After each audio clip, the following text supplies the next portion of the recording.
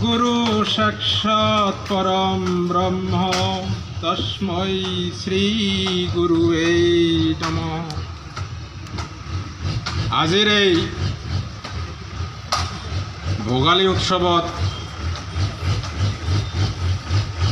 জয় জয়তে মই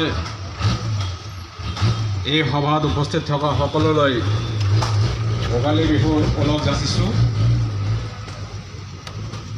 মঞ্চত উপবিষ্ট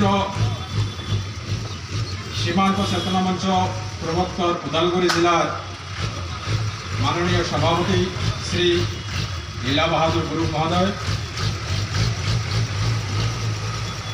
সীমান্ত চেতনা মঞ্চ প্ৰবৰ্তক অসম ৰাজ্যিক সমিতিৰ মাননীয় উপসভাপতি শ্ৰীযুত মেনন মুছাহাৰী ডাঙৰীয়া, মঞ্চত উপবিষ্ট ৰাষ্ট্ৰীয় স্বেচ্ছাসেৱক সংঘৰ তেজপুৰ বিভাগ অধ্যক্ষ প্ৰমুখ মাননীয় শ্ৰীযুত খগেন ডেকা ডাঙৰীয়া আৰু মোৰ সন্মুখত থকা ওদালগুৰি চহৰৰ শ্ৰেষ্ঠ বিদ্যুৎ সমাজ তথা মাতা ভগ্নীবৃন্দ,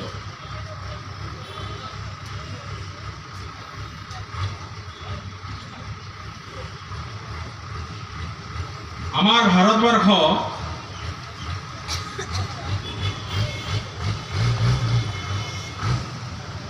এই ভাৰতবৰ্ষ আমি নিৰ্মাণ কৰা ভাৰত নহয়। বৃহস্পতি পুৰাণত এটা শ্লোক আছে,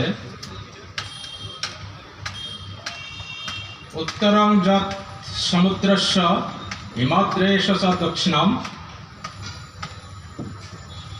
তং দেৱ নিৰ্মিতং দেশং হিন্দুস্থানং প্ৰশংসতে, এনেকুৱা এটা শ্লোক আছে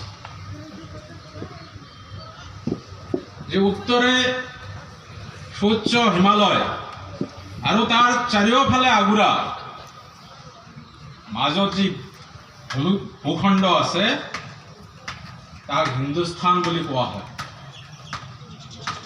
আৰু এই হিন্দুস্থানত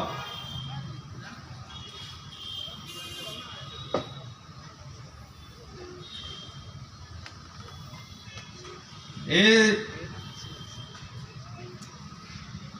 সমাজত যি আমি যাক ভগৱান বুলি কওঁ, দেৱ সমাজ বুলি কওঁ, সেই দেৱ সমাজে নিৰ্মাণ কৰা এই ৰাষ্ট্ৰ।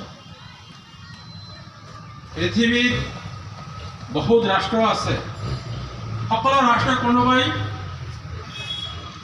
উদ্ঘাটন কৰিছে, কিন্তু ভাৰতবৰ্ষ কোনে উদ্ঘাটন কৰিছে এইটো কোনো ইতিহাসত নাই। এনেকুৱা ভাৰতবৰ্ষ দেৱ সমাজে নিৰ্মাণ কৰা এখন দেশ, আৰু যাৰ কাৰণে এই ভাৰতবৰ্ষ পুণ্যভূমি, তীৰ্থভূমি, পিতৃভূমি, মাতৃভূমি এনেকুৱা বিভিন্ন নামেৰে আমি জানো।